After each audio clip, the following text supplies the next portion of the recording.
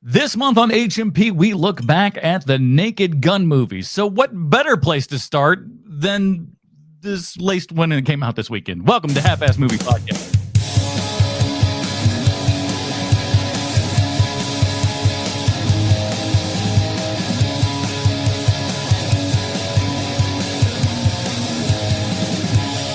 Welcome back, you dirty babies. It's time for another Half-Ass Movie Podcast. Sure, we put together a half-ass theme as an excuse to watch movies. My name is Adam Fortress, and joining me today, surely it has to be sweet Sean Kovacs from the internet. Sassafras chicken and D, make it extra lumpy, boys. And the only, Jesus, I'm sorry. On loop, I didn't need to have it on loop.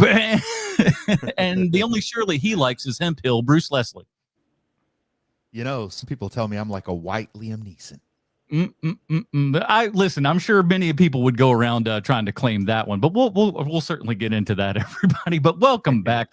We got another Half-Ass Movie Podcast here for you, everybody. And this week, we have decided to go back to the theater for the second week in a row. Is this time to see a comedy sequel over 30 years in the making, I suppose. Maybe. It's been 30 years. Let's put it that way. Well, The Naked Gun this time, just know from the Files of the Police Squad. I think that's really the only difference between the two titles, right? Yeah. Just no Files of Police. Maybe Police Squad is the thing that's copywritten. I don't know. And anyone under the age of 30 has no idea what Naked Gun is or Police Squad. I mean, we didn't really know what Police Squad was before we saw Naked Gun. And that is true. You are right. Yeah, that's true. I only watched that show Hammer. That's the closest I got to Police Squad. But we're gonna be checking all of these out. I think it was called Sledgehammer. That was the what's his face from I had a joke, but I lost it from damn it. All right, anyways, we're moving on. Before we jump into everything, though, we do want to say a big giant thank you to everyone who is joining us over on the live stream. We're live streaming over on Facebook, on YouTube, and on Kick right now. And so we'd love to see you out there. Join up in the chat room. And of course, we're doing our Dinger Zone right after our regular live broadcast here. Now, here's what I do want to say. After the live broadcast and everything, once I'm able to kind of chop it out, I chop the Dinger Zone out of there. So if you're here live, you can experience it live. But if you don't get here live, check it out over at patreon.com/HMP. That's where you get that. But we'll be talking our top 5 PG-13 comedies. It's gonna be a good one. I think it's gonna be quite. There's a lot more than I had remembered because I was like, let me see if I can remember.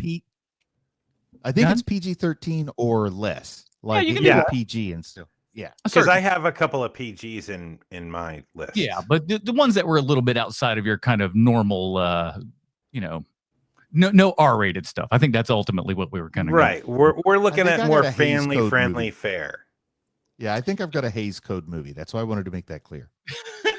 Just get it straight for the people. They don't want to screw that up. Before we do that, though, I do want to say giant thank you to those people, as I said, that support us over at patreon.com/HMP. Those people get pre-show, post-show, Dinger Zone, as we just talked, and occasionally get to vote on some stuff. And I do want to say giant thank you to all those people that support over at Patreon and the folks that are over there on YouTube as well, because, man, we are so very close to that 20,000 subscribers. I think within this month, we will certainly get there for sure. I want to jet past that, as fast as we can, but I think we are certainly on track for doing that, and that's because of you guys. We're putting out a buttload of content here. I'm doing what do we call it? Movie Magic Mondays, where we do the movie magic from the 90s and everything. We watch those episodes, kind of talk about those and the kind of history of special effects and stuff throughout movies. Tuesdays, we got TikTok Trash Tuesdays, where I go out on the internet and pick out movie-themed TikToks and whatnot, talk about them, trash some people sometimes, start fights on the internet. It's kind of what I'm doing lately. And you know what? Weirdly enough, it's paying off a little bit. So we're starting to see some traction. So maybe I should start, stirring the pot just a little bit, but in a nice way, in a nice and respectful way. That's, I just want the boys here to not think I'm, sniping heads or anything. But all that stuff is out there. We got links for everything in the show notes. So do us a big old giant favor and do all that stuff. And remember that this here show is actually going out on Sundays at 8 p.m. So we'd like you to come hang out, talk in the chat here and everything, and drop a super chat here, aka Portress Bucks. Let me Portress Bucks. I didn't get the new one in yet, Sean. Don't worry. Just it's been a week. No worries. We got one coming down the pipe though. Eventually, you know how hard it is to recreate 30s music by yourself. A little bit tougher than one would think. You got to get a lot of cylinders and stuff to where you can just kind of otherwise it just doesn't sound right. You can try to do digital stuff, but it's just not the same anymore. talking to a Victrola or something like that. So do us a big old giant favor and do all that kind of good stuff. We appreciate you so very much, everybody. Try to check out the live stream. It's kind of fun to have some interaction there, and you get to see that we've spent literally tens of dollars on lighting between the three of us.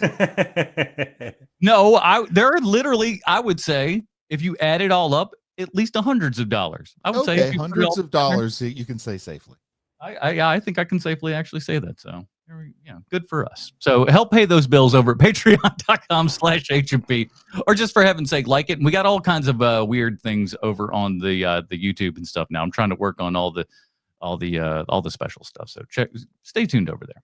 Well, boys, we decided to get into the naked gun business in the month of August.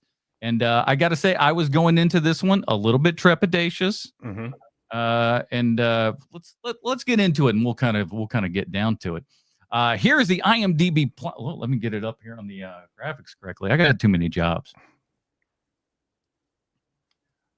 All right, let's get it into the ship. Come on there, fella. Now? Sorry. Now. Here we are. Oh, there we Here's the IMDb plot line for The Naked Gun. As we know, IMDb always 100% correct in everything they say and or do. Only one man has the particular set of skills to lead police squad to save the world. Now, see, that's a good one. That is a great IMDb plot line because it's kind of like it's syncing us back to the old school Neeson here and everything, but still giving us like, but hey, we're still goofing around over here. This is written by Dan Greger, Doug Mand, and Akiva Schaffer, directed by Akiva Schaffer, who did all the Lonely Island music videos. Yep, even that Lazy Sunday, and the new Chip and Dale movie, and of course the hilarious pop star Never Stop, Never Stopping.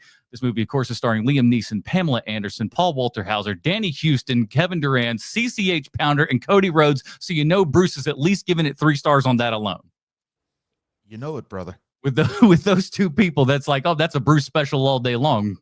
Paul Walter Hauser and CCH Pounder, get out of here, dog. Oh, I'm all about CCH Pounder. You know that. So, like I said, going in, I think for years, I had always heard everybody talking about, like, if we were to get anybody to do another Naked Gun movie or something like that, that Liam Neeson would be that kind of perfect guy. Because like Leslie Nielsen in the original movie, he was, a guy who'd done a lot of serious acting and stuff like that. So when he was, thrown into this parody mode, it's even funnier like that. And that was a great thought for Liam Neeson, of course, with all of his, beat 'em up movies and everything, certainly after all the Taken movies and whatnot, to have him then come in as a cop and be, that bubbling Frank Drebin Jr. and everything. It sounded like, or even Frank Drebin at that point. I think no one really knew that we were going to go for a junior aspect or anything at that point, but we were like, sounds like a great plan. Before I'd even seen the movie, I had already decided that, they couldn't beat Liam Neeson to just bring sort of like just something that's just right to this role or just right to this character. Like, he's very different from Leslie Nielsen. He's not doing a Leslie Nielsen impersonation, but it's like they're strumming the same key on their differently tuned guitars or something like that. It's not a look-alike, but a feel-alike. And it really works so well for me. I think they could not have done much better on this casting. Sean, first impression. So before having seen the movie, I thought Liam Neeson was a great person to bring in, right? Because we'd seen him in a comedy previously with what's it called? 1,000 Ways to Die in the West, something like that. Because he's the bad guy in that movie, and he plays that role pitch perfectly, right? And so I was like, oh, that's pretty great. And you start hearing things like him saying, I don't play comedies any differently than I play dramas. Like I play it all like it's a drama. And that's the secret sauce, baby. There's nothing less funny than someone who thinks they're being funny, especially when it comes to, for some reason, people who are more dramatic actors. When you see them in a role that they're generally someone who is used to playing a drama and then they're going to be funny in this movie, they kind of let you know that they think what they're doing is very funny. And Liam Neeson does not have that speed, which is great. I think the perfect illustrative example of what you were talking about there, Sean, would probably be Tommy Lee Jones as the Riddler. Oh, that's a pretty good one. Yeah, because especially playing across, he tried to out Jim Carrey. Jim Carrey just didn't work. Yeah, that's a big mistake. Fortunately, we'll never have to review that movie again. I wonder, I would always wonder how much cocaine on that set, and if Tommy got a little bump here or there. Feels like it might have been. I don't know. Maybe we'll never know. We'll never know. So, guys, does the math add up? Does the math add up for Liam Neeson to be Leslie Nielsen's son, particularly in this movie? Or is that part of the joke that the math doesn't quite add up, especially not like sequel math? I don't like think it Michael B. Jordan matters. being the kid of Apollo Creed who died in Rocky IV. I don't think it matters. I think that it's one of those things where it's like, hey, don't worry about it. Like, I mean, it probably doesn't. I haven't tried to do the math. I don't care enough to find that out. It's just, look, Liam Neeson is the right guy.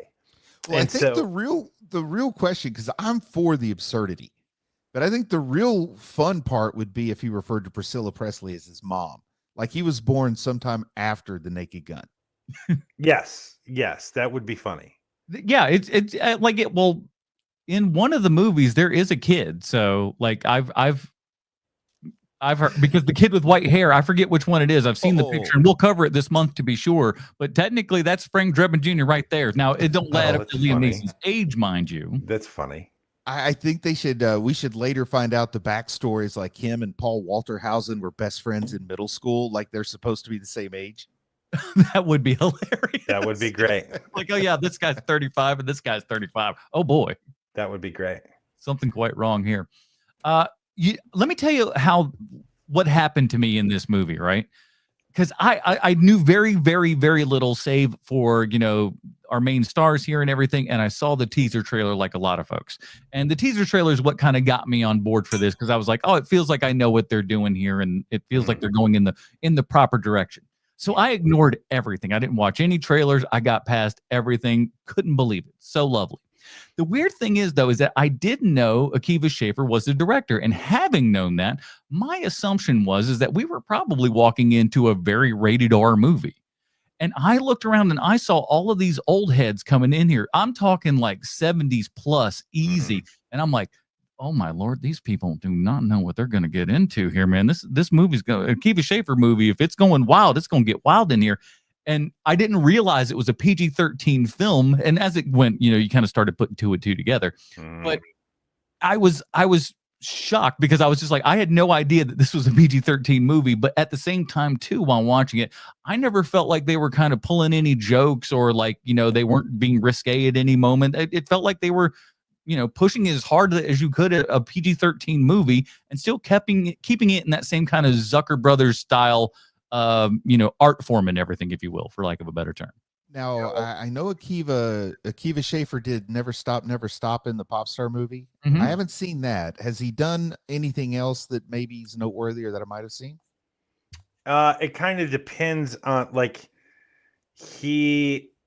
let me look it up. Sorry. The easiest one, Bruce, is he was the guy who was, well, one of them, but kind of one of the main ones behind all the Lonely Island SNL digital shorts back in the day. Yeah, I knew that. That's how I knew the Popstar Never Stop, Never Stopping. But I thought maybe he had. So he did. Well, he did a Chippendale animated movie. Oh, you mentioned that at the top of the show. Yeah. That's right. That's a pretty big one. That's the other. That's the other big thing that he's done. Mm-hmm. Yeah, people love that. It was like a dimension hopping kind of thing, right? He had one more in there. I forget. It was some other PG movie or something else like that. So he's done, family or friendly fare and stuff like that. So he's certainly capable of doing it. And that's something that I found in this one that I thought was fantastic for, again, a movie that I thought was going to lean in quite to a lot of the crudeness that you might imagine a rated R film would have. If they were going, it's Naked Gun for the 21st century, it's got to be an R-rated thing. And it's not. And I'm kind of so glad that it's not. He also directed, I think one of the biggest things for him, like when it comes to like, oh, this is kind of a cornerstone of comedy, at least recently, is that he directed 11 episodes of I Think You Should Leave. And whether or not you like that show, I love that show, but that show is a bedrock cornerstone of American comedy these days. Like, everybody agrees this is a show that, like infinitely memeable, like everybody knows the bits. more so than Saturday Night Live. Even I would argue. I feel bad that I haven't seen it. It's. I mean, it. I don't know if it's your taste, Bruce, but I love it. I love the show. My taste is pretty sophisticated, but I'll give it a try. That also one of the best jokes ever. Bruce Leslie, my taste, sophisticated. I'm waiting for the lightning to strike that man. It's not enough windows in the house, I don't think. I prefer the yellow moon pies. Fancy. So I mean, this is why I didn't want to talk out of school and why I'm looking at his filmography is because it feels like he and Andy Samberg, Akiva, speaking specifically about Akiva Schaffer, is that it seems like he and Andy Samberg are just linked, right? Mm-hmm. So I thought that the movie where he is trying to be a daredevil, Hot Rod. Oh, I love Hot Rod. That's not an Akiva movie. I thought it was, but it's not. Okay. He wrote that one up, probably. Yeah, he's got a writing credit on that. Yes, but it's one of those things where it's like, you think for the last 20 years, like these guys have made a whole lot of things together, and so I was kind of surprised to not see Sandberg in Naked Gun. I totally figured he would show up at some point, have a sandwich and leave. So when he didn't show up in it, I was like, oh, that's really surprising that they chose not to, because it's not like I would imagine Sandberg would of course say yes. Like even if he was busy, he's like, well, figure it out. I can do a voiceover or something. There's nothing. I don't think so anyway, unless I missed something. Can I top you one over that one though? Yeah. Seth MacFarlane is a producer for this, and he is not in it at all. Right. Again, which is very strange for him to do. But it does feel, oddly enough, like there is a small Seth MacFarlane hand in there. Because if you look at Seth MacFarlane's work throughout the years, clearly influenced by the Zucker brothers. Without a doubt. Yeah. So there's zero doubt about that. I like to think it was like a Liam Neeson demand. Like he demanded to bring MacFarlane with him because he enjoyed 1,000 Ways to Die in the West so much. I just think MacFarlane's got the money behind it. Like he's just got so much money that he can just kind of do whatever he wants, and he's been doing it for a couple of years now. He's definitely the money guy, and I mean, I don't mean that because there's no way he's putting his own money into this movie, sir. He's just able to pull it all together. Yeah. Mm-hmm. But he's not. But again, like I would certainly suspect him to come in and start waving his Seth MacFarlane flag around at some point, or have some sort of extra, a cameo that you would suspect from like a Micah Myers or something like that. Right. That would be like extra, mustache twitchy and stuff. But it's not. He's not in it at all, and it's kind of lovely. I figure he's set for life on account of all those voices he does on Family Guy. Well, sir, the entire for no less than 10 years, he's made up a third of the programming on Fox television. Like, yeah, my word, he has all of the money. He's got that Matt Groening. There's a reason that his hair plugs are the best. The man is very, very busy and can afford it. No, you know who has the best plugs in all of Hollywood? Because I was shocked when I learned that he's a plugger. Who's this? Joel McHale. Oh no, I knew Joel McHale. Joel McHale also, Joel McHale does have the best ones, to be fair. Those are by far the best plugs I've ever seen. And he openly admits to having plugs, which I was just blown away by. I didn't think he had that speed in him. But back to Naked Gun. I think he said it costs like 50 G's. I don't doubt it. They look amazing, man. I mean, it looks like my hair. If you dial the the time back and everything, it looks like what he had 20 years ago. So like, good for you, bud. But yes, back to this. Okay, so Liam Neeson's hairline, is this all Liam Neeson, or do you think he's augmenting his hairline? Liam Neeson has had to have a rug at this point because he has had the same hairline for the past 20 years at this point. So got to be a rug. And it is that kind of like weird. It's also the weird brown that's not quite found in nature. Oh man, so that drives me nuts, Portraits. Like, fellas, it's okay. Yeah, is Bruce Willis gonna go down as the only leading man who embraced his natural hairline? He also has an amazing head. Like if his head wasn't perfect, there's no way he would have put up with it. The fact of the matter is, the man looked better with a shaved head. Yeah, I got Oh, like a yeah, flat for spot on sure. the top. I shave it. It's gonna look funny. Let's say him and Andre Agassi.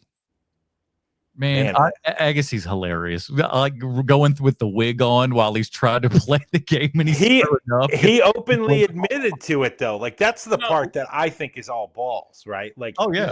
he could have lied like so many others would have. He's just like, look, man, I had a wig on. I didn't want it falling off. That's why I played so poorly. I'm like, hell yeah, Andre. At least he let us know.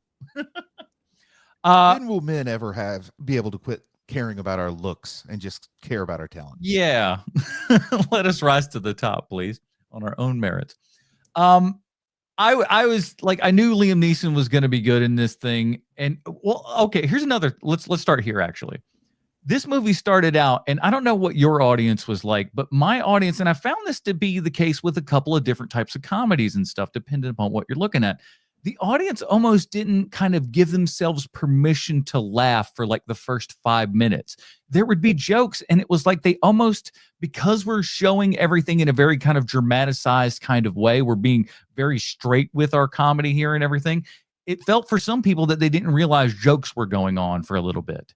And then eventually they all kind of were like, and listen, I'm not going to lie to you. I was laughing out loud because I'm like, I'm just going to laugh at stuff. If you people don't get it, that's fine with me. But eventually they warmed up to laughing. And I was very bizarre to me. That I was like, oh, people just aren't used to laughing this much in a movie theater because there are just joke after joke after joke after joke after joke. That opening felt just like the opening to The Dark Knight. I mean, it really is a heavy, dramatic opening, and it's kind of hard to laugh when you're impressed with the scene. I mean, Akiva Schaffer's I'm sure he leaned on his DP a lot, but he did a great scene here. You know what? It made me wonder if they are sharing the location of the Dark Knight Bank, because it looks so much like the same bank, and the shots are even like kind of matched at the beginning. Mm-hmm. And so I was wondering if it's the same, and we'll eventually find that out. But seeing it, with fresh eyes, I was like, I think this is the bank. I think this is the place they shot Dark Knight, which totally makes sense. Of course, they should do that. I would never argue. I mean, if it isn't the same place, they got the point across. You know, they definitely got the point across. And something else, I don't know how much help Akiva had when he's directing this movie, but the action scenes, the fight scenes in this movie, unironically, the fight scenes I enjoyed better than a lot of the fight scenes I see in action movies. And then the chuckles do help out too. But I was impressed with how well he did like the John Wick type thing. So I am going to I'm going to take us off on a tangent here, and I'm sorry about that, but I have to bring this up because it's the first thing I think of when I think of this movie. So you guys seem to have enjoyed it a lot, right? Yeah. You both had a great time. Yeah. The audience I saw it with last night also was laughing pretty spectacularly at this film. I now believe that I've seen too much and I'm comedy broken.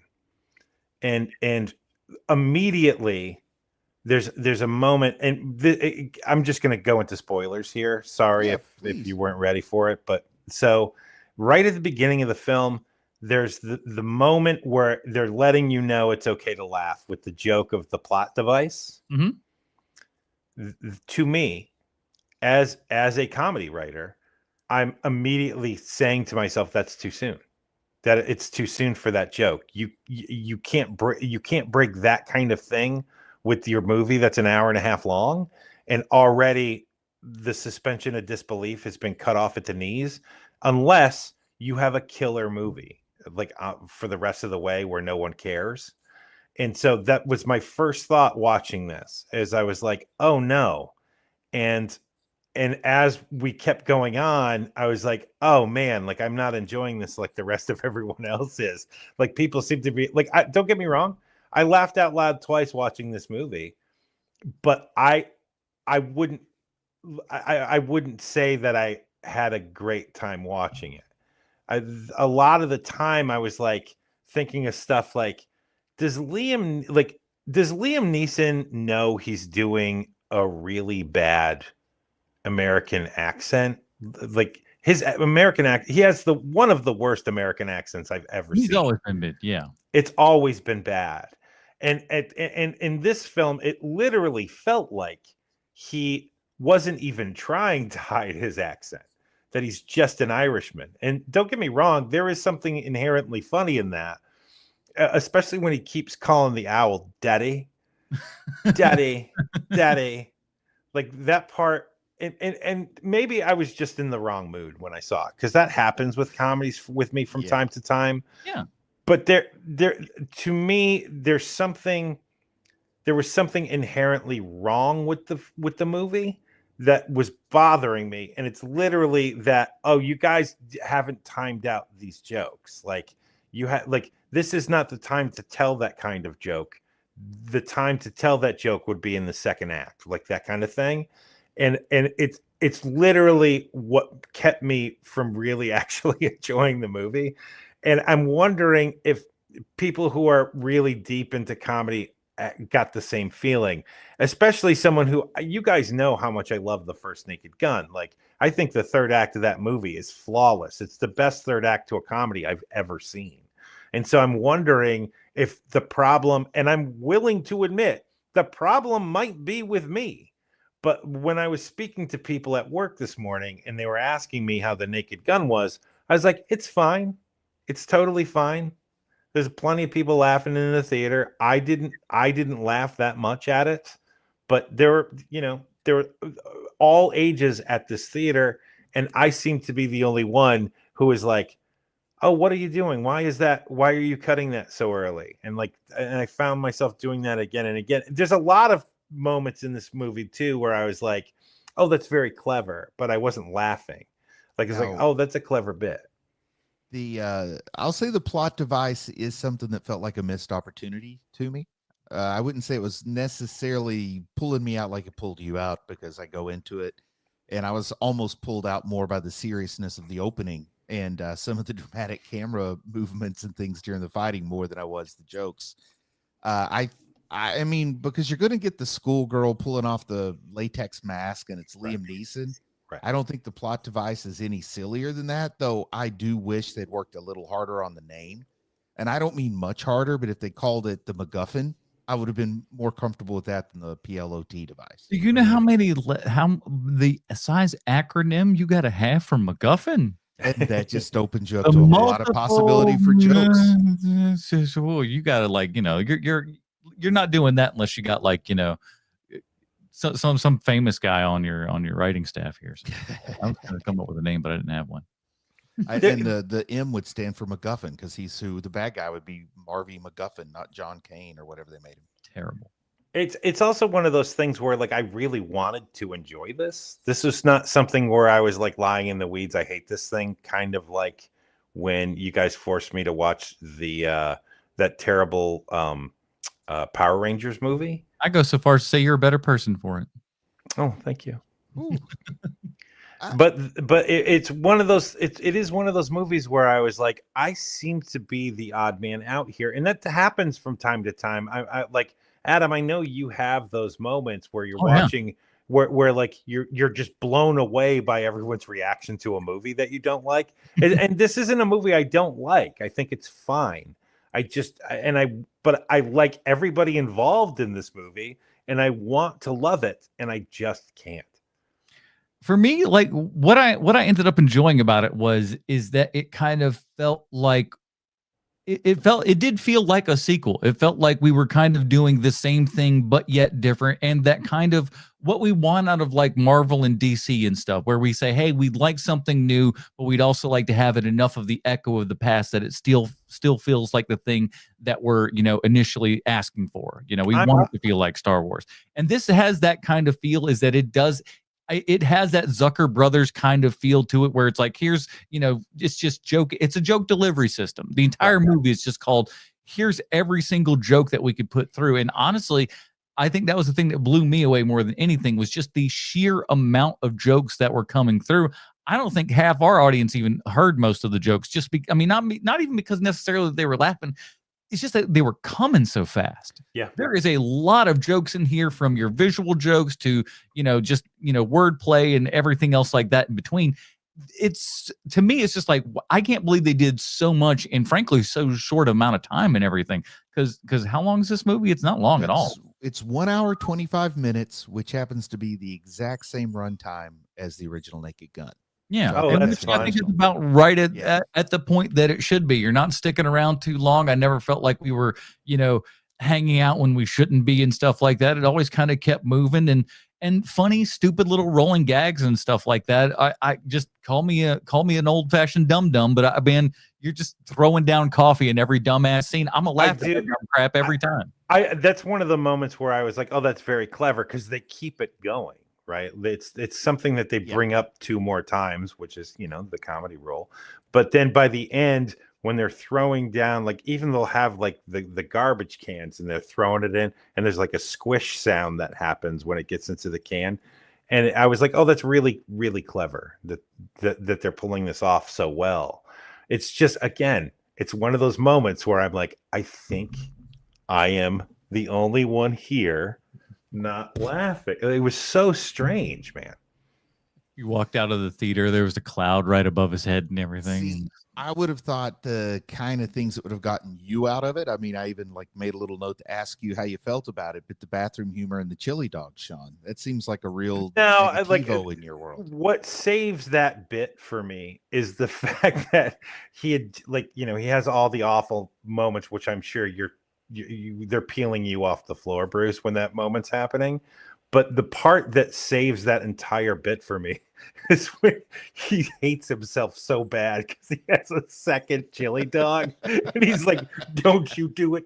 Don't you do it. And he can't help himself. And even Busta Rhymes is like, don't do it, man. And he eats it. That is one of the 2 moments that just made me laugh out loud, where I was like, oh, that bit right there saves the 5-minute bit.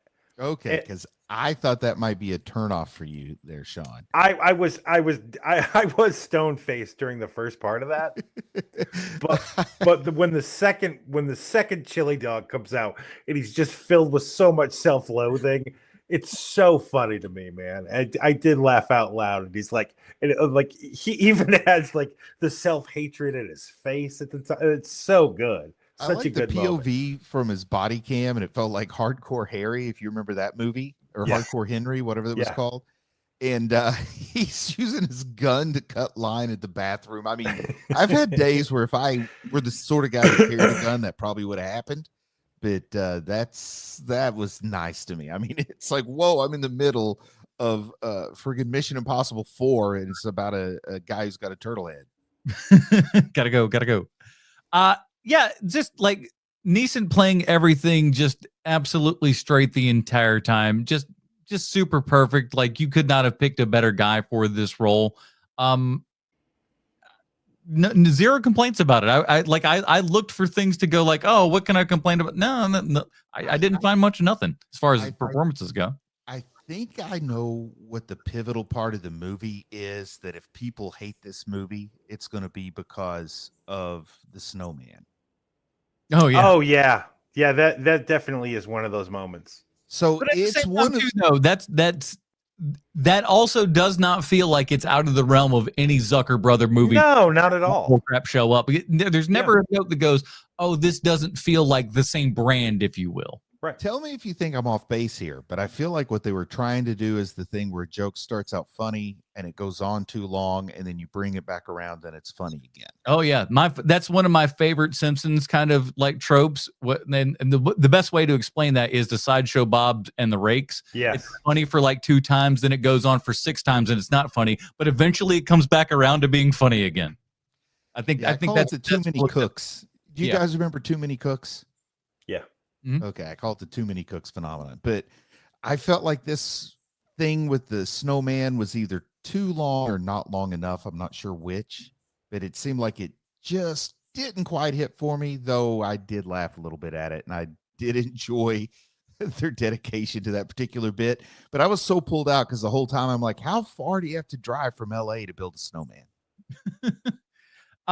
Let's talk about Pam Anderson coming into this. She hasn't done some acting in a little bit, or nothing certainly of this particular scale and everything. I was always, listen, no one's going to sit there and say that Pamela Anderson's a fantastic actor, but she's always been quite the entertainer throughout the years, be it Baywatch or like VIP or any of these other kind of silly, shows and stuff that she would end up doing. She may not have ever been great, but she was always fun. She always seemed like somebody was fun whenever she was like on SNL and stuff. Seemed like she was very down to make fun of herself and whatnot. So I was happy to see her back and really kind of killing it for what she's asked to do in this movie. I want to kind of piggyback on what you just said and say that I think this is the best I've ever seen her. There might be stuff I haven't seen. I'm not trying to argue with anybody if they say it's not. But for me personally, I think this is the best Pam Anderson I've ever seen. And that one time when she played King Lear, but outside of that, I think I like Pam Anderson now, when most of my life I couldn't have said that. Pam Anderson has a secret talent that no one seems to have their finger on with her. It's that Pam Anderson, basically from her being the girl on Tool Time to right now, she's always known who she is. Mm-hmm. And she plays with that constantly. She's done it from the time that she's on Home Improvement, and she really goes for it in this movie. I think that she's great in this role. I think she's the perfect new Lisa Marie Presley. Am I getting that name right? Priscilla. Sorry, Priscilla. She's the perfect Priscilla, like, replacement, because she has kind of the same trajectory with her career, where like, oh, you're a joke. People only know you because of this one thing. For Pam Anderson, it's because she was hot and then she had a sex tape that she didn't want released. But for Priscilla, it was because she was married to Elvis. And so there's the same kind of like stink on her. But I've always liked Pam Anderson because I think that she's always known, like, look, I know what my perception is. I'm actually smarter than that perception. And even if it's just by 2 clicks of a dial, at least it's 2 clicks of a dial smarter than everyone thinks. And and to me, she's done that very well. And she does it very well in this movie. I mean, I couldn't believe the things that they were asking her to do, and she does well. Like her having a bebop and with the jazz song. And that goes on for what, 5 minutes? Much longer than you would suspect it would end up going. Yes. And she's fully game for the whole thing. It doesn't look like she's rolling her eyes. It doesn't look like she doesn't want to be there. And maybe all of those things are true, but you can't see it in her performance. And I think that that's what makes her so good in this. And, the little behind the scenes romance, I guess her and Liam Neeson got along well on set, because aren't they a couple now? They are. Yeah. Which goes to show you Pam Anderson still has a type. Yep. which I thought was hilarious, because when we get to that scene in the movie and everything, which, by the way, best color commentary for seeing anyone's crotch that we've ever heard, and the camel hair whispers of the calves or something like that. It's like great detail. Something about a salami fit for the Kaiser. Some kind of bratwurst. Only something like that. It's like, of course, for the Kaiser. Also known for being quite the or an unbaked loaf of bread with an afro. Again, just so much fun with that. I like how, again, Liam Neeson will show himself just disheveled and broken down and in the worst ways and everything. Like all the secret, hidden cameras and stuff in the car while he's driving and whatnot. Him just talking to himself and looking like an absolute madman.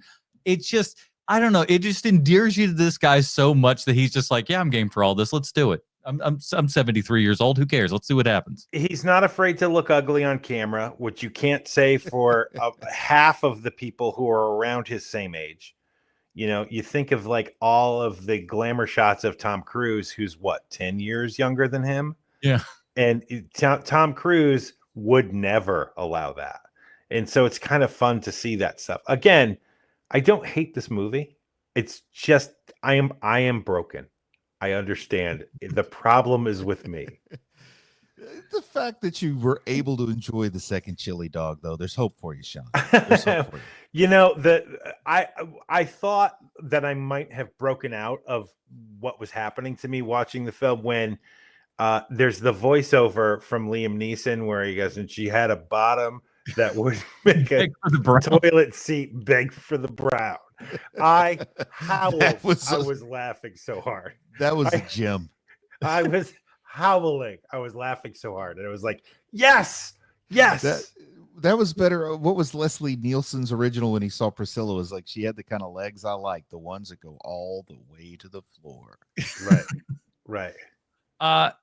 It's just, to me, that's how the whole movie, like there were moments where it was just felt like I have to stop laughing so much because it doesn't feel like everyone else is laughing nearly as much as I am to jokes sometimes, where it's just like, wow, it's weird that you people aren't getting, because they're just so many damn jokes fast.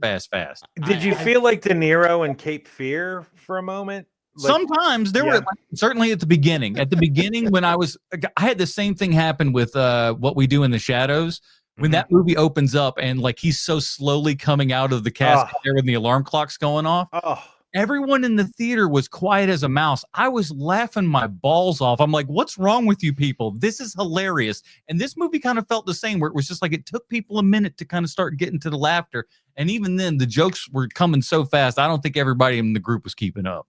My loudest, most obnoxious laughter probably came with the Heat Vision jokes, and it surprised me that it struck me so hard. But I was laughing pretty darn loud during those. How did those jokes strike you? Great old school, stupid ass Zucker Brothers style jokes that is right down their alley and everything, but it's doing it, neat enough and interesting enough to where it all it seems to make sense in kind of the modern day. It's a modern day Zucker Brothers joke right there, 1,000%. That's another one of those moments too, where everybody around me is like there's probably like 10 or 15 people that are inconsolably laughing. And I was just like, what is happening to me? The thing that I liked about that scene and stuff like that, and while I don't find it the most hilarious thing to just like the dog is, having a great time, is the creativity of how they're making it look like in one way, shape, or form that what's going on, and how they're kind of the bullshit way that they're constructing all of that stuff. To me, that was the fun aspect of it. It was just like, all right, what are they going to do to make it look like, all right, that's good. All right. It's more, you're right. That is more, you're like, that's kind of clever and stuff. But for the, for the dunderheads out there, they'll laugh their heads off at it. The part that got me is when the dog bit the turkey baster and was trying to pull it away. That I wasn't expecting. Like the rest I could see coming. That one caught me off guard. That's the one little extra that they give you right there. That's the, like, oh, you know this. You might not know that one though. That's the tiny little. Was Liam Neeson cast because he has the same initials as Leslie Nielsen? Did it go that deep?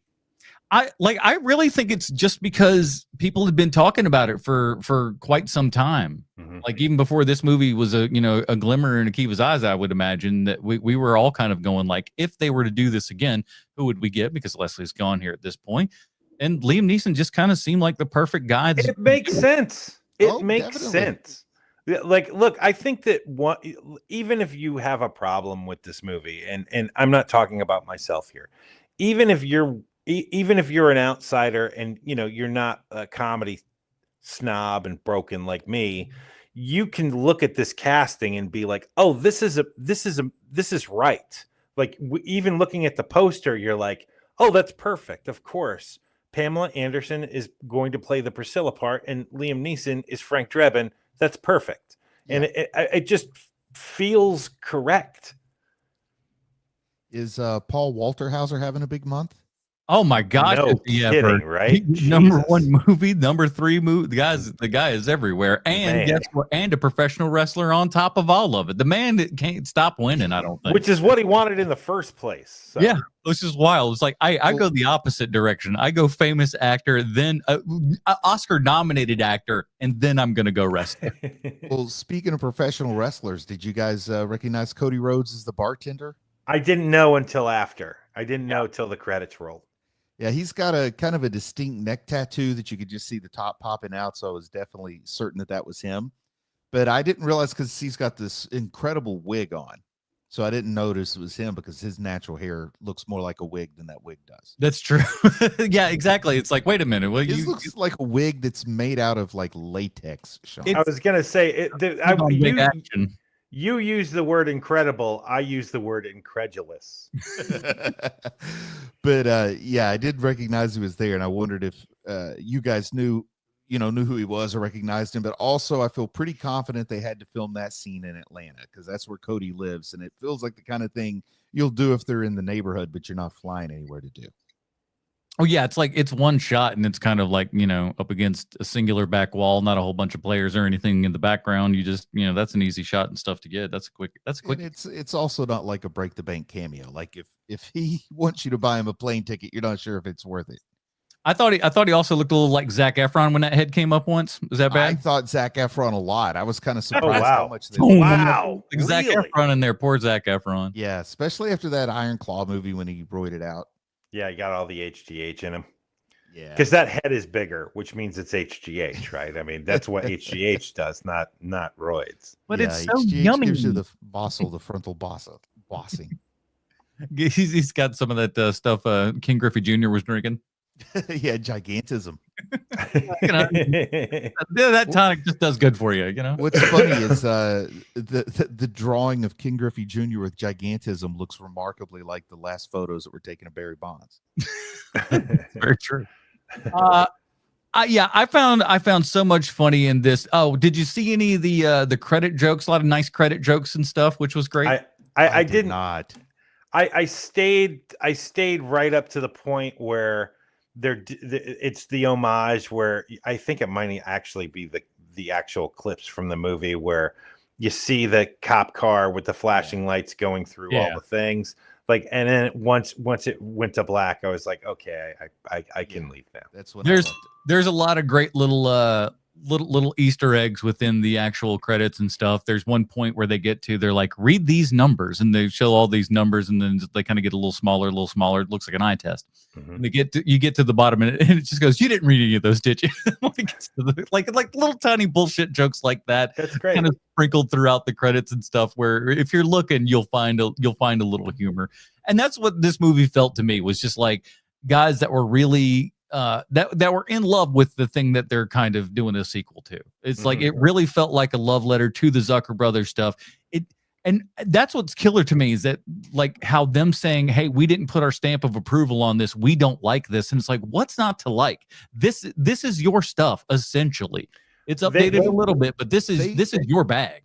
They publicly spoke against this film, as is my understanding. I could be wrong. Could be. Wow! As a person who heard on the internet, as a person who recently rewatched Top Gun, they may want to think of that whole glass house thing, man.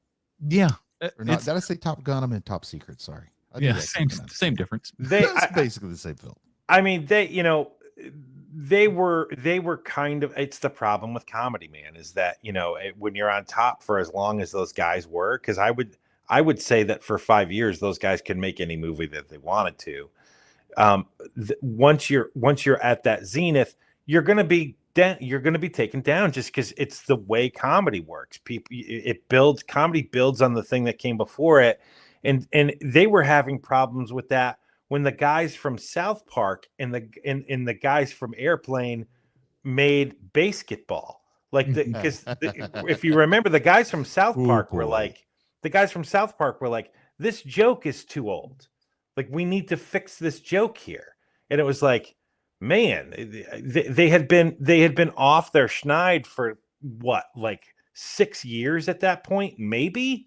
And already they're getting those kind of comments on their bits for their comedy movie. That's kind of crazy to me.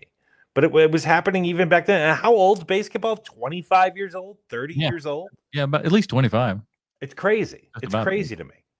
How badly do you think the sort of Tesla jokes are going to date this film? I mean, they will. Of course, they'll date it, but there's nothing you can do about that with comedy. Yeah. Comedy's just dated because it's 10 years older. Like, I feel like this movie had to be in the can before some recent current events with Elon Musk. I don't want to get into, but he kind of was in the news a whole lot more than he had been, to the point where something that feels like it has a longer life or evergreen at the time you're making it than has a post, like in that post-production pre-release time, something happens to make the joke feel more dated than it is. And I think Well, they're a little bit of a victim there. Well, let's look at it from this standpoint. Let's look at it on the other side of the coin here, because maybe we can make that argument. But I can also make the other argument that there's a lot of things in here that don't set it up. At least I think, from memory, to have it age a whole lot. Because you know what, you don't see a whole bunch of this. Say for him kind of snapping them in half. Cell phones. Like that's the running gag that he's snapping those and stuff. Exactly. But we don't have any like kind of smartphones. We're not doing anything like that. We're not seeing a whole bunch of screens or computers. So that kind of stuff will help keep this as a more evergreen thing for a long period of time, which I think is good. So at least they're being smart, not doing stuff like that. And for example, when we saw the teaser trailer and everything, and thankfully it's the first scene of the movie, more or less, or two scenes of the movie. Where all the former cops have died and everything, and their sons are there, crying for him and everything, and we go to the black guy who's looking up at the OJ picture, and I think all of us thought like, oh well, this will be kind of the new OJ of the flick, and then he'll be part of the and he's not. It's just a one-off joke, and we one and out, baby. So nice. I was kind of prepared for us to have a whole tag along partner and everything to have OJ jokes dropped, which I'm so glad that they didn't do. What great fortitude that you've decided to pump the brakes on what would seem like the obvious thing to do. Good job. Yeah, they gave us an obligatory cameo, so they say, yeah, we know that this has to happen somehow. We got to address this, but then they just have the guy shake his head no at the camera and move on. I don't think he could have handled that unpleasant situation. It was perfect. Perfect. Yeah. It made it funny. Everybody in the audience got a little chuckle, and then you're right on, and you keep moving, and you don't have to think about it again. Good stuff. Can I also say my favorite thing about this movie is what this movie doesn't do. There is no moment where there's a CGI Leslie Nielsen in this movie, and the temptation is definitely there to do that. And what I'd like to think is that better men made this movie, and it didn't become a thing where like the Leslie Nielsen estate was like, no, absolutely not. I'm hoping that the people who made this film were like, that is a bridge too far. We're not going to do that because that's the cheapest thing you can do. And the action itself wasn't like you could imagine this going down a, no disrespect, but a Scary Movie kind of route. Like a Wayans Brothers sort of route, to where it's like it just ain't that good, and like you could see that easily happening here. And it's like, no, we had straight, real, honest to God fights. We got stunt doubles for this stuff, and then we do funny things. Like I found out that the gun that he eats and everything was just like a hollow, like they did chocolate Easter bunny, but with a gun. Oh, okay. So that's how he was able to eat, take advantage of that. I think the closest they got to Scary Movie territory was the Dave Bautista thing at the end that. It wasn't really even a joke. It was just a thing. Yeah. No, but I look, man, like what it reminds me of is it's kind of like the I'm gonna get you sucker, or like the joke, because it's the joke where we're putting in the stunt double who looks nothing like the guy, right? Oh yeah. No, that much I like the. But I don't feel like we saw Bautista. Okay, I'm sorry. You had frozen up there for a minute, Adam. So I was trying to vamp a little bit. Oh yeah. So. I can bring him back by trying to make my point here, Sean. Please. But the reason it wasn't funny to me is I didn't see an obvious stunt double in the action scenes. No, I know. But what I'm saying is I think they threw it in there because it feels like the same flavor. It's one of those things where it like reminds you of something from the past, like because they definitely have those sort of jokes in here. Like think about like when he's going to when Liam Neeson first walks into that club with Houston. Is it pronounced Houston? Yeah, Danny Houston. Mm-hmm. When he's in that club with Houston, and he's like, and Houston says, "Well, do you mind if I ask you why you're here?" And Neeson goes, "Not at all." and there's a pause.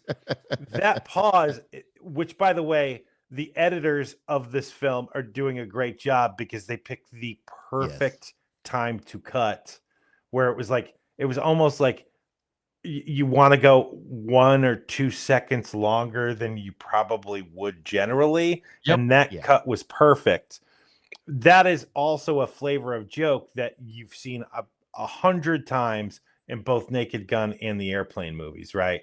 And so it's sort of like that George Lucas, it's like poetry at rhymes, that kind of thing. That kind of is the feel that I'm getting with a few of the jokes that are in this movie. It's like, oh, this feels like something that might have been in the original Zucker Brothers stuff. And the whole movie felt like it was just like, what let's make up a movie based upon the maybe not leavings, but the jokes we didn't end up using in other, one of these movies and stuff like that. Cram them in here because they seem so at home in this movie. Mm-hmm. Now, something that the Zucker brothers did, it's kind of a classic part of what they did, is they would take a serious movie's plot and apply that to the comedy.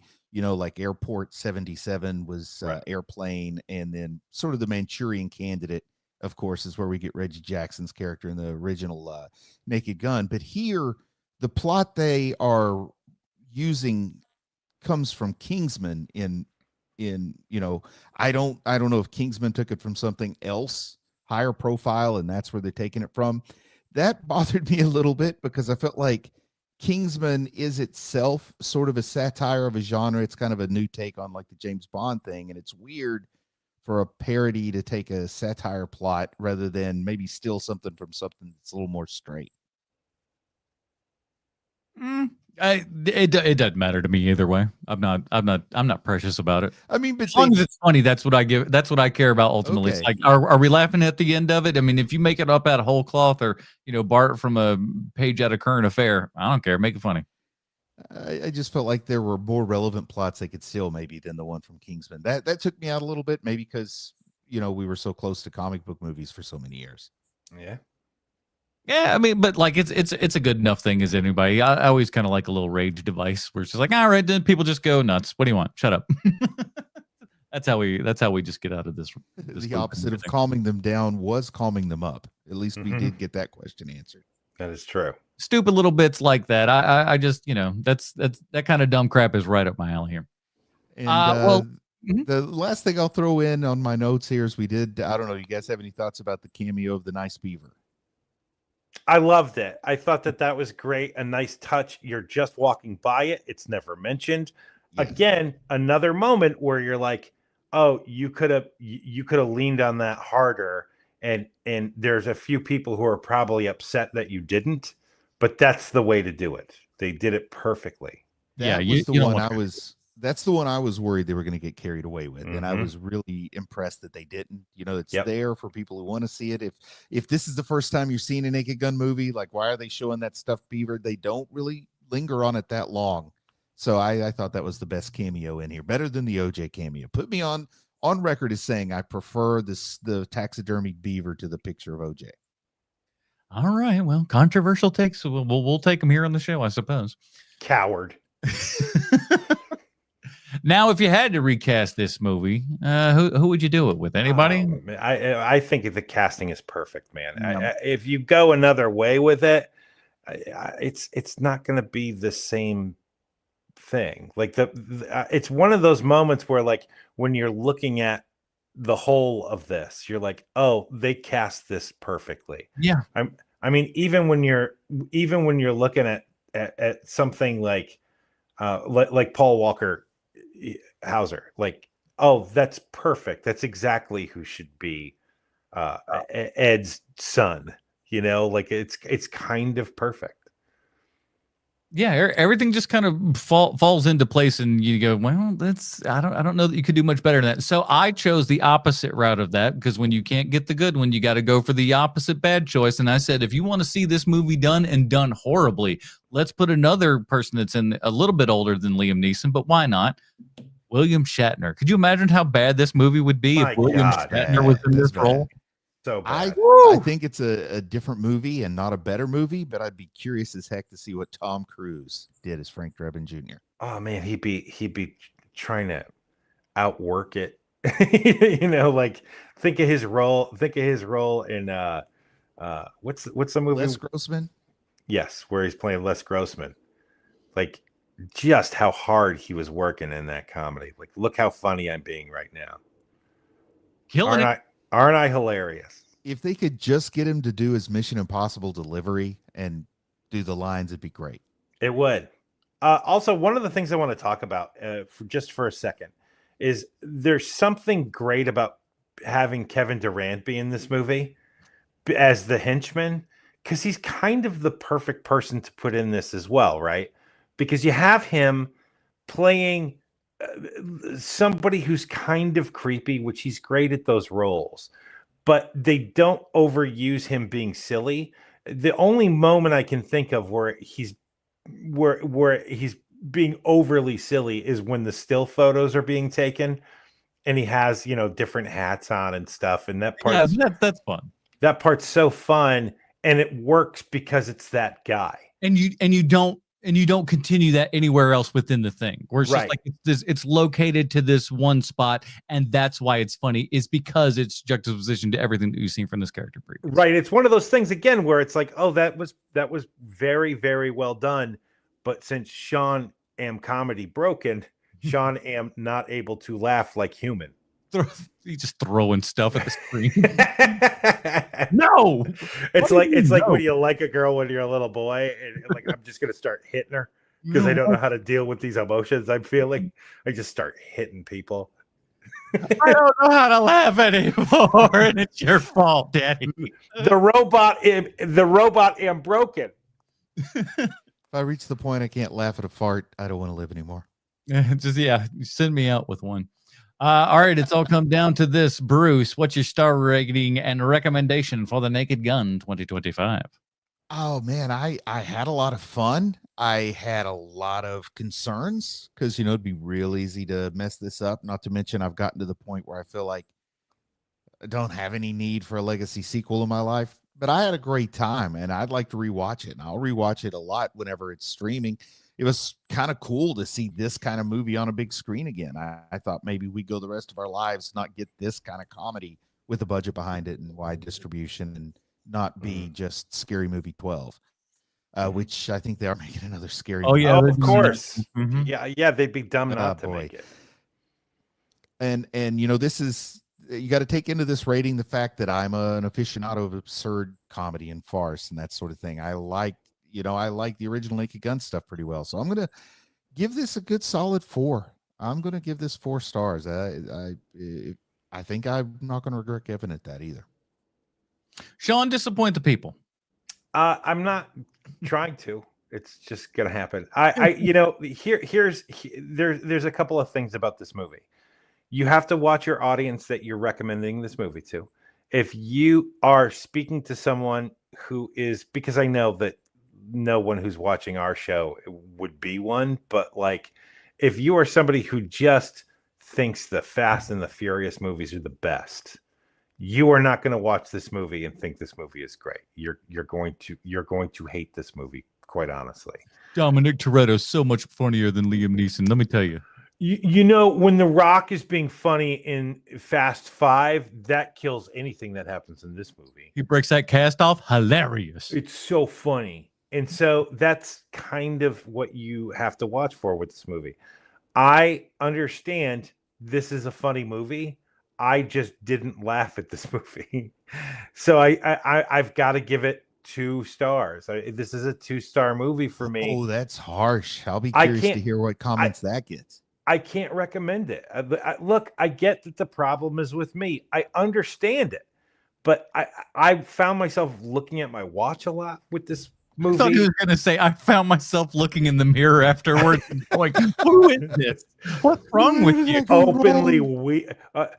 Actually not openly weeping, wondering why I can't cry, just like in a mirror, like, why am I broken? Right. I can feel emotions here some way, somehow. What's happening? Why am Sean broken? For me, I had a great time. This felt like a movie that I would definitely kind of just put on in the background all the time, just because there's just so much stuff going on in it, and it is just chock-a-block full of jokes. And I think there's so many things that you'll go through and watch back 2-3 times before you kind of caught, next to everything that's in this, from your visual gags to just little crap that's going on in the background. It's like, oh, we named this building this thing, or, some other, characters doing something in the background. It's just, I don't know. For some reason, I just had a heck of a lot of fun with it. I bought the chemistry with our two leads here and everything, which, seeing people in their, 60s and stuff. What a great job. What an amazing world that we live in, where we allow this to happen, where we're not going like, well, they need to be 25-year-olds. No, they don't. Gross. Old people in love. Gross. Have them be old. And here's the thing. She's doing such a great job, and like I love what her character's doing. I love how he's reacting to everything. It's just a boatload of fun. And again, at PG-13, I was shocked at how much it felt like we were kind of getting up to as close of a line that we could, but it never felt like we were going for super low blow jokes, save for a couple things that are obviously the low blow, your infrared vision, that kind of shit. But outside of that, but even that's not like pervasive throughout the entire thing. It's not like it's a completely just a dick joke throughout everything. It's certainly not that, which is good. But yeah, I'm going 4 stars with this as well. Nice, solid one. I'll definitely be going back to this. And for something that I thought was like, this could turn out bad, I'm so glad that it turned out good. But I think that's ultimately because we've got a decent enough director on this. And between this and Popstar Never Stop, Never Stopping, he's probably done the funniest 2 movies in the past couple years. So I'm trying to think of ones that are, better in my opinion, but I can't think of any. But I think there was a Medea movie you missed. Oh, that's true. I did miss Boo Medea 2. Also, I mean, pretty good. What We Do in the Shadows does have the funniest joke of the last 20 years in it. I mean, it doesn't even come close. No other joke comes close. Do you guys know the joke I'm talking about? There's a lot in there. I'm trying to remember. It is the thing that I marvel at how great and how simple this joke is. So, guy's asking vampire, hey, what's the deal with all the virgin blood and vampires? Like, why is that such a big deal? And the vampire goes, well, imagine that you're eating a really delicious ham sandwich that someone has fucked. It is the funniest joke. I laughed so hard. Killer. I haven't seen the movie. I've only watched a couple episodes of the show. No, the movie's fantastic. It is. I mean, both things are great for totally different reasons. But the initial one, just because it was just like, oh, this is kind of coming out of left field here. So I guess when you see, at least having seen the movie, when seeing the show, it's like, it's good. But like, I'd kind of, not to say that I've seen the joke before, because there's more than just one. It's not just one joke. The popcorn guy at the movies once said I look like Matthew Berry. Is that his name? Oh, I could see that. That's why I watched a couple episodes. That's why you could just run into the theater and just go, Father! Damn you! What's the actor he hates? I can't remember. With Toast of London, there's the actor that he hates so much that keeps showing up in places. He's like, damn you! I can't remember the chat will remember. Blimey! That'll do it, everybody. But don't worry. You think we're done with the Naked Gun? Fear not, my friends. We got more Naked Gun than you can possibly imagine. Look what came in the mail today, everybody. Yeah, that's right. Whoa! We got all 3 on Blu-ray for $15. So we are covering all 3 of the original Naked Gun trilogy movies, starting next week with the original, The Naked Gun, from the Stories of the Police Files. I think we're gonna give it that full proper title. Police Squad, because we're respectful over here. So tune in next week for that. And we really appreciate that. In the meantime, Bruce, where can we find more of your work on the internet? Oh, Halloween is on the horizon. You want to go over to YouTube and watch Werewolf Fighter. It'll get you in the spooky mood for fall. So go look for Werewolf Fighter. It's an award-winning extended short that I made with my family. Go check it out. Spirit of Halloween starting to open up. You got to watch out, boy. It's going to hit you. Sean? Hey, can we all back off of the fact that it's almost fall? It's August. What are we talking about? Maybe Bruce has a pass on this because he lives further north than either you or I do, Adam. Oh, yeah. But, Adam, we've still got 3 months of summer to go. Like, it's balls hot out here, everybody. I ain't even playing. I mean, Bruce, you can be forgiven for this. But Adam and I mean, my Lord, You have to literally think about your Halloween costume. Like if you're going to go to a party or something, like, okay, so I can't have a jacket because it will, I will die. You need a dinosaur suit with fans pointing at me. Yeah. Something like that. That's why Adam always goes as a sexy librarian. Listen, you give people what they want. That is it, everybody. Join us next week when we're talking the original Naked Gun from 1988 from four sweet shots of callbacks from the internet. Bruce Leslie, I'm Adam Porters reminding you to be dirty babies and go watch the movies. That's the wrong thing. Damn it.